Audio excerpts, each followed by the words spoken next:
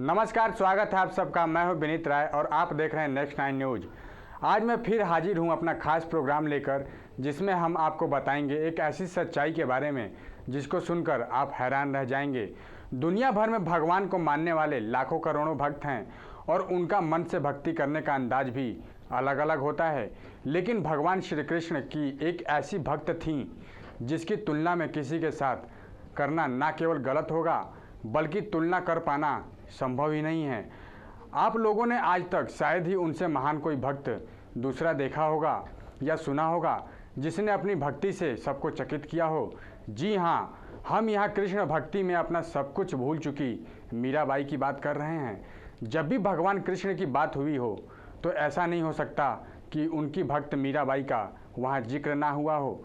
मीराबाई ने संसार को प्रभु भक्ति का एक नया अध्याय सिखाया था और प्रभु में लीन हो जाने के साथ ही उनका जीवन भी भक्ति के विषय को परिभाषित करने का एक महान उदाहरण भी है। मीराबाई और श्री कृष्ण से जुड़ी अनेक कथाएं भारतीय इतिहास में प्रचलित हैं। बचपन से लेकर अपने आखिरी सांस तक मीराबाई के मुख पर सिर्फ एक ही नाम था, वो भी कृष्ण। लेकिन अगर आप मीराबाई के बारे में नहीं जानते तो सबसे पहले आइए जानते हैं उनके बारे में अपनी इस रिपोर्ट में। जब कभी भी भगवान कृष्ण की बात चली हो तो ऐसा हो नहीं सकता कि उनकी भक्त मीराबाई का जिक्र न आया हो। मीराबाई ने संसार को प्रभु भक्ति का एक नया पाठ सिखाया था। प्रभु में लीन हो जाने के साथ उनका जीवन भी भक्ति को परिभाषित कर सकने का एक महान उदाहरण है। भगवान श्री कृष्ण की सेवा में उन्होंने अपना पूरा जीवन त्याग दिया और घर परिवार यहाँ तक कि गृहस्थ जीवन भी मीराबाई के लिए भगवान कृष्ण की तुलना में छोटा था। लेकिन केवल मीराबाई ही नहीं, खुद श्री कृष्ण ने अपनी इस भक्त के लिए कुछ भी कर सकते थे। मीराबाई को भगवान कृष्ण की परम भक्त के अलावा उनकी कविताओं के द्वारा भी जाना जाता है। हम आपको बता दें कि उनका जन्म 1504 में जोधपुर के कुर्की गांव में हुआ था। बचपन में ही मीरा को कृष्ण से बहुत लगाव था, जिससे उनके परिवार वाले परेशान भी हो जाते थे। मीराबाई भगवान कृष्ण को ही अपना सब कुछ मानती थी, इसीलिए किसी और से विवाह के लिए वो तैयार ना थी। उनका विवाह उदयपुर के महाराणा कुमार भोजराज के साथ हुआ था। राज परिवार में होने के कारण मीरा के पति को भी उनका कृष्ण भक्ति में गाना और नाचना पसंद नहीं था। ऐसा माना जाता था कि विवाह के बाद बहुत जल्दी ही मीरा के पति स्वर्गवास हो गया, जिसके बाद मीरा को सती होने का भी आदेश दिया गया। लेकिन मीरा इस फैसले के पक्ष में ना थी और उन्होंने सब कुछ त्याग करके पति का राज्य छोड़ देने का फैसला लिया। पति के जाने के बाद तो कृष्ण की ओर मीरा का लगाव और भी बढ़ता गया और वो आजाद मन से भगवान कृष्ण की आराधना कर सकती थी। श्री कृष्ण और मीरा की इस भक्ति से अनगिनत कविताओं को जन्म दिया, जो मीरा के द्वारा ही रची गई थी। इन कविताओं के द्वारा मीरा धीरे धीरे पूरे भारत में प्रसिद्ध हो गई।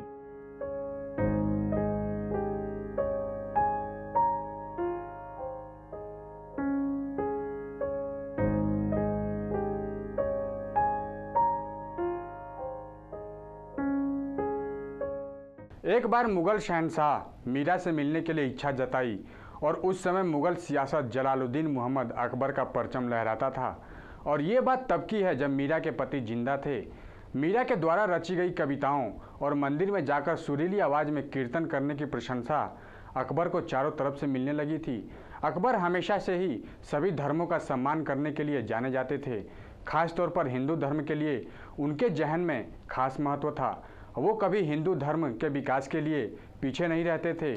और ये भी सच है कि मुगल राज में ही शहंशाह अकबर के द्वारा कई मंदिरों का निर्माण भी करवाया गया था।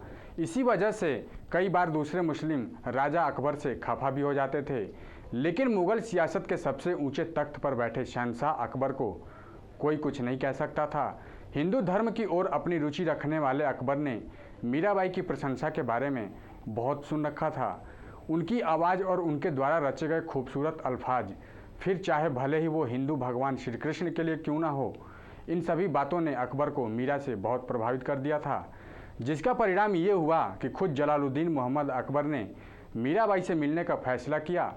तो आइए जानते हैं कि आखिर क्यों मिलना पड़ा था सम्राट अकबर को मीराबाई से। हिंदू धर्म की ओर अपनी खास रुचि रखने वाले अकबर ने मीराबाई की प्रशंसा के बारे में बहुत कुछ सुन रखा था। उनकी आवाज और उनके द्वारा रचे गए खूबसूरत अल्फाज, फिर चाहे भले ही वो हिंदू भगवान कृष्ण के लिए हो, इन सभी बातों से अकबर को मीरा से बहुत प्रभावित कर दिया था, जिसका परिणाम ये हुआ कि खुद जलालुद्दीन मोहम्मद अकबर ने मीराबाई से मिलने का फैसला किया। लेकिन अकबर की शिक्षा का पूरा हो पाना उतना आसान नहीं था जितना कि दिखाई पड़ता था, क्योंकि मीराबाई के पति उदयपुर के महाराणा कुमार भोजराज और मुगल सम्राट अकबर के बीच संबंध अच्छे नहीं थे। दोनों एक दूसरे के महान शत्रु थे। फिर ऐसे में अपने शत्रु की ही पत्नी से मिलना असंभव था, परंतु शाहजहां अकबर असंभव कार्य को कुशलता पूर्वक संभव बनाने के लिए प्रसिद्ध थे। इसीलिए उन्होंने फैसला लिया कि वह मीराबाई के सामने शहंशाह के वेश में नहीं बल्कि एक आम इंसान के रूप में जाएंगे। दोनों एक दूसरे के महान शत्रु थे, फिर ऐसे में अपने शत्रु की ही पत्नी से मिलना असंभव था। उन्होंने अपनी शाही दरबार में नवरत्नों के एक रत्न तानसेन की मदद ली और दोनों सन्यासी का रूप लेकर उस मंदिर में जा पहुंचे जहां मीराबाई अक्सर भजन कीर्तन करती थी। मंदिर में मीराबाई की मधुर आवाज में कीर्तन सुनने के लिए बड़ी संख्या में श्रद्धालु मौजूद थे और उन्हीं के बिल्कुल बीचों बीच भगवान कृष्ण भी एक खूबसूरत मूर्त लिए बैठी थी, जिनका नाम था मीराबाई। मीराबाई ने अपने सुरीली आवाज में गाना शुरू कर दिया, जिससे चारों ओर पवित्र वातावरण छा गया। श्रद्धालु मग्न होकर नाचने लगे और खुद तानसेन और शाहजहां अकबर, जो भी एक सन्यासी के वेश में वहां मौजूद थे, वो भी खुद को रोक ना सके। और कुछ देर बाद शहंशाह अकबर अपने स्थल से उठे और उन्होंने हीरे मोतियों से जड़ा हुआ एक हार मीराबाई के सामने रखी और भगवान कृष्ण की मूर्ति को अर्पित कर दिया। ये सब देख उस स्थान पर मौजूद सभी लोग चकित हो गए थे और उन्हें विश्वास नहीं हो रहा था कि एक साधारण सन्यासी इतनी कीमती वस्त्र कैसे दान कर सकता है। हो ना हो ये कोई अमीर इंसान ही है जो वेश बदल कर मंदिर में आया है। लोगों की शक भरी नजरों से बचते हुए शहंशाह अकबर और तानसेन मंदिर के कुछ ही पलों में गायब हो गए। बाद में छानबीन करने पर यह मालूम हुआ कि मंदिर में उपस्थित दोनों सन्यासी कोई आम इंसान नहीं बल्कि मुगल शहंशाह अकबर और उनके प्रिय नौमे नवरत्न तानसेन थे। ये खबर आग की तरह सारे गांव और राज्य में फैल गई और जब यह सूचना मीराबाई के पति कुमार भोजराज को मिली तो बहुत गुस्सा हुए और उन्होंने इसके पीछे मीराबाई को ही दोषी समझा और वो बोले, तुम एक राजपूत घर की बहू होकर एक मुगल शासक को अपना चेहरा दिखाकर आई हो। तुमने पाप किया है, इसीलिए इस पाप का प्रायश्चित करने के लिए अगर तुम्हें जीवन त्याग भी देना पड़े तो वो भी कम होगा। पति के कटु वचनों को सुनकर मीरा बहुत उदास हो गई और आत्मदाह करने के लिए निकल पड़ी। वो अपने भक्तों के साथ नदी के किनारे पहुंची और कुछ ही क्षणों में नदी के भीतर जाने के लिए गहरे पानी में उतरने लगी। अचानक भगवान कृष्ण वहां प्रकट हुए। प्रभु ने अपने प्रिय भक्त को डूबने से बचाया और बोले, नहीं, तुम इस प्रकार से अपना जीवन खत्म नहीं कर सकती। कुछ भी हुआ इससे तुम्हारा कोई दोष नहीं है और तुम अपने मन की शांति के लिए वृंदावन चली जाओ और वहां तुम हमेशा मुझे अपने साथ पाओगी। ये सुनकर मीराबाई ने अपने पति का राज्य छोड़ वृंदावन जाने का फैसला लिया और अपने कुछ भक्तों की टोली बनाकर वहां से निकल पड़ी। मान्यता ये है कि कृष्ण भक्त में लीन मीराबाई को भक्तों के द्वारा देवी रूप माना जाता था, इसीलिए कुछ जगहों पर वो पूजनीय भी थी।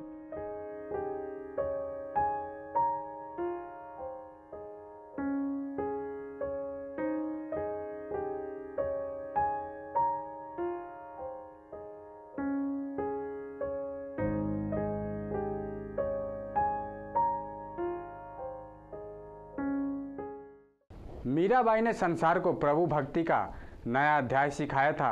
प्रभु में लीन हो जाना और प्रभु भक्ति में खो जाने के लिए मीराबाई एक महान उदाहरण है, क्योंकि भगवान श्री कृष्ण की सेवा में उन्होंने अपना पूरा जीवन समर्पित कर दिया था। भगवान श्री कृष्ण भी अपनी भक्त मीराबाई के लिए कुछ भी कर सकते थे। मीराबाई और श्री कृष्ण से जुड़ी अनेक कथाएं भारतीय इतिहास में प्रचलित हैं और बचपन से लेकर अपने आखिरी सांस तक मीराबाई के मुख पर एक ही नाम था, कृष्ण। मीराबाई को भगवान कृष्ण की परम भक्त के अलावा उनकी कविताओं के द्वारा भी जाना जाता था। तो दोस्तों, आज के लिए बस इतना ही। हम फिर हाजिर होंगे कुछ ऐसी रोचक जानकारियों के साथ। तब तक के लिए देखते रहिए नेक्स्ट 9 न्यूज़ और अब हमें इजाज़त दीजिए। नमस्कार।